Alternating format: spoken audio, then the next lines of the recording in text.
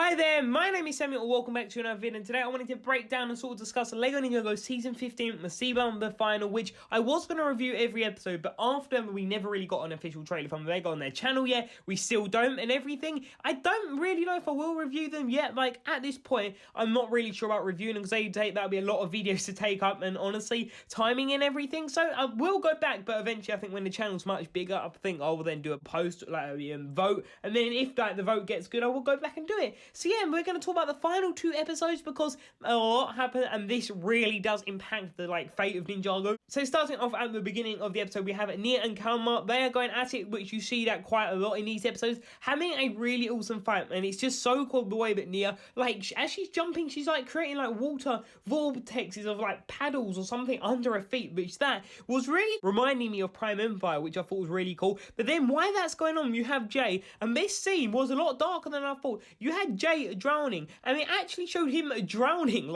I didn't think it would show that much. I thought it would show him the water filling up, then it would cut. It literally showed him drowning, which, wow, that was quite a dark scene. And then Benfamar does come in at the last minute, but when you think, okay, he's not gonna, he does actually pass out, so it is severe. They was you know what, let's just go full out and really make this scene dark, which I'm all for. I think Ninjago, just when it's darker, it just proves how good it can be, and I feel like it can.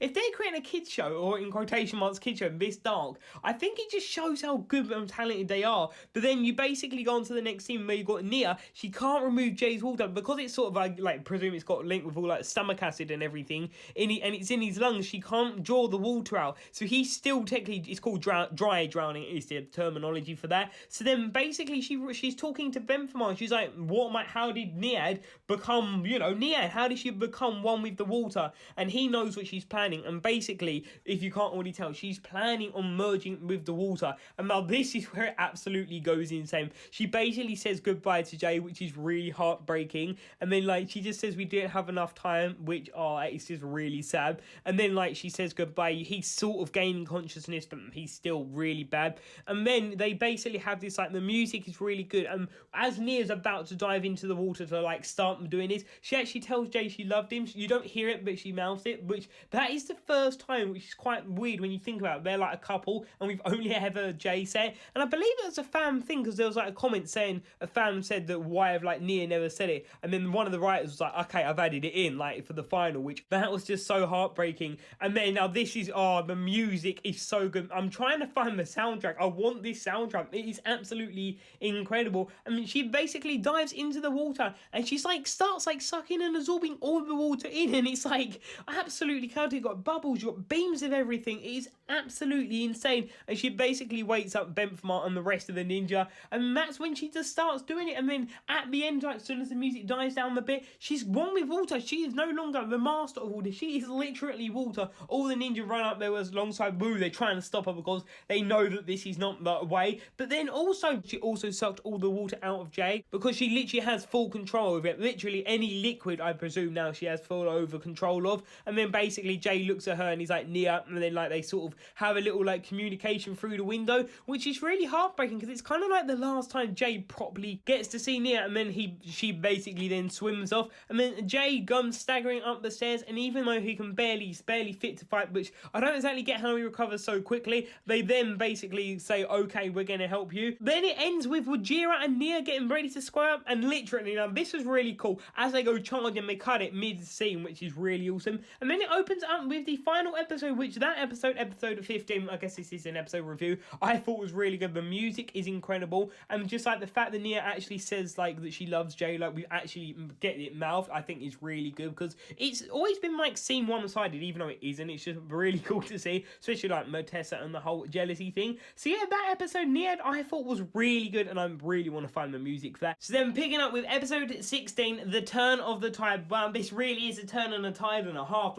This changes the whole course of Ninjago, and so much more speculation. So this episode does begin with battling with, of course, Nia and Kalma, continuing from the previous episode, which it's really also, and Nia seems a lot more vicious. She just seems a lot more angry, and she's really going to kill Kalma, you can see, which is understandable. He is literally destroying the whole city. And then basically Jay shouts out Nia, and she gets killed, you'd think. And then Wajira goes to kill the ninja, and out of nowhere you hear her screaming again, and she's a water Jay. dragon. So exactly like what they did with Unagami, the Empire Dragon, the water dragon set isn't actually a water dragon, which I was wondering, would it even be in the show? Which it is only for like 30 seconds, which is bad for a £60 set. But yeah, she is the water dragon, which honestly is really incredible. Then you have this like ninja versus the Moray guards, and whilst that's going on, Jay is just absolutely fuming. This is basically before Nia gets up for the third technique time, before the dragon. He basically picks up Woostop and he goes charging at Kalmar, and he is absolutely ready just to absolutely try and own Kalmar, which he sadly doesn't. And then Benthamar confronts Kalmar, and this fight is really good because then Kalmar's like referring to him as his brother, and then Benthamar's like, you are certainly not my brother, and it's like really powerful because he's basically making a stand and saying that he's gonna like make sure his father gets paid for it, which is so good. But yeah, I think it's like this scene is definitely Benthamar's best scene that he does. And then Waigol the ninja, that Nia does form again with like the storm and all of that. I guess she can control the weather, which is really awesome, which creates like a water vortex, which she does then straight into the storm amulet and destroys it. And then you sort of see Wajira start like flapping around, shaking and flying in the air, and then it just literally blows up everywhere. And sorry, I just forgot to say before that, after the Benthamar fight, he did actually end up sort of getting defeated, which then what he did do, he did destroy Kalmar's crown, and when he destroyed Kalmar's crown, it basically sort of broke his like mind control, which I thought he had like this red power thing, and Wajira ate him, literally. So he got, when Nia blew him up, Nia is like basically killed Kalmar as well. So both of the threats of the thing are gone, and unlike Wajira, I think it's actually gone, like the storm amulet as well is completely gone. So I don't know about the islanders. What is their purpose now? Like their whole purpose was sorting out the storm amulet, so that is really interesting to see, which then they're celebrating that they finally defeated them, what technically Nia did in this case.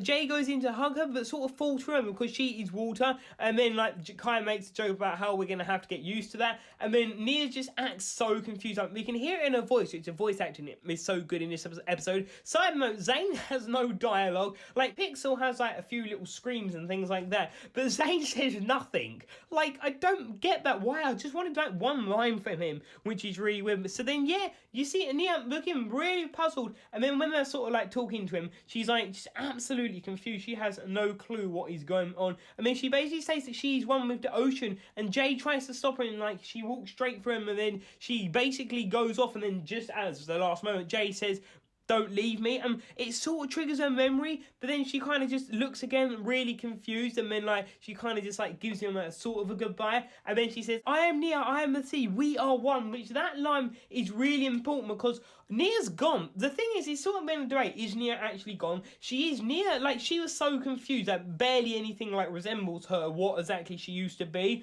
And then yeah, she's basically the ocean. The ocean has got a form in Nia. Yeah, it's Nia's sort of like facial feature, but the ocean is just taking on that form. Some of Nia's memories are still there, but truly Nia is gone, which is quite sad to see. And then you just have this like really just like moment of all the ninja looking at each other and woo, like they're just like, oh my, they're quite teared up. They're like, what are they gonna do? Because Nia is effectively gone. Then she flies off into the distance, like gets rid of all the water in Ninjago City, and then it cuts to the next day, which this is at the Temple of Spinjitzu, and this is basically where like we sort of conclude the season, and you have this really nice moment between Jay and Maya. And if you look at Jay on the thing, he's changed his hair colour again. No one else has noticed this, but look, he had dark brown in like the last three, season 8, 9 and 10, and then here he's got like light, like sort of like Kai's hair, which is really cool. But the fact they've actually changed his hair technically another colour, though it should have happened the other way around. But yeah, that is how we sort of end, and then we have this really nice moment with Cole, which then Kirby Morris at last time is basically Cole just like saying, yeah, I think they will, which is such a good one because it's being like really hopeful about it, which is really nice to see. And Jay's wondering like mainly is Dareth and Skylar, because they are considered, you know, close friends of the ninja. And then when he comes outside, this scene is absolutely incredible. We have tons of characters, so I'm going to break down this scene completely and say who we have. So starting from the left to right, we have Maya, Ray, Skylar, Dareth, Benthamar, Ed, Misako, Akino, Racer 7, Explorer Club members, Queen, Vanya, Halmar, Police Commissioner, Ronan Clutch, Dwayne, Twitchy Tim, Queen Matessa / one of the months, Chancellor Gulch, Anatonia, Nelson, Corgran, the Upley, I'm not sure if the other three are there, but you can only see Corgran, so we can presume they are. Milton Giant, Unagami, Scales, and Acidicus. Wow, that is such an insane amount of characters, and you have the main ninja, which I got an issue. I'm sorry, Ronan. Yeah, I think I said Ronan. Why is Cyrus Borg not in this scene? I don't understand. Cyrus Borg not being in this scene kind of winds me up. Like, it makes no sense. He has been there so long, and I really feel like that hopefully next season that they focus a bit more on Ronan, because he and Nian, they're sort of like a ship there with them, like Ronin or Nian, I don't know, something like that. But like their friendship, and Ronan is actually back, so I'm not exactly sure how he's back and free, but he was with the police commissioner, which I thought was a good thing. But yeah, those are all of the characters that I believe are there. I'm not, so you got all the Explorer Club members. Yeah, I'm not exactly sure if there's anyone else. Like, I've had a really good zoom in, and sadly I've been looking for Cyrus Borg. I can't find him. So yeah, that is how it ends, and like Wu ends with this really nice speech talking about how Nia started off as Samurai X and ended up as the Master of Water, who did save Ninjago City, which then you see it Nia with like the vortex behind her, propelling her through the water, talking to the world. And then this sort of poses the question, is Nia actually like gone? What actually happened to her? I believe she is, because yeah, it's Nia's body and some of her memory, but the real Nia that we all knew like in the show, she's not really there anymore. Her mind's gone with just everything that made Nia's really gone. Like, she's one with the ocean. It's more of a fact that the ocean has got like some of Nia's more recent memories, I say, and doesn't really have her emotions and any of her, so it's like the ocean's got like a body. So yeah, I don't honestly think Nia's gone like... So yeah, I think Nia is gone, and I don't think she's coming back. And honestly, I really hope they don't bring her back, because, well, it'd be cool to see her again, but this, I think, is such a good ending. The fact that it really shook things up, and unlike Zayn, they didn't show him being alive, because...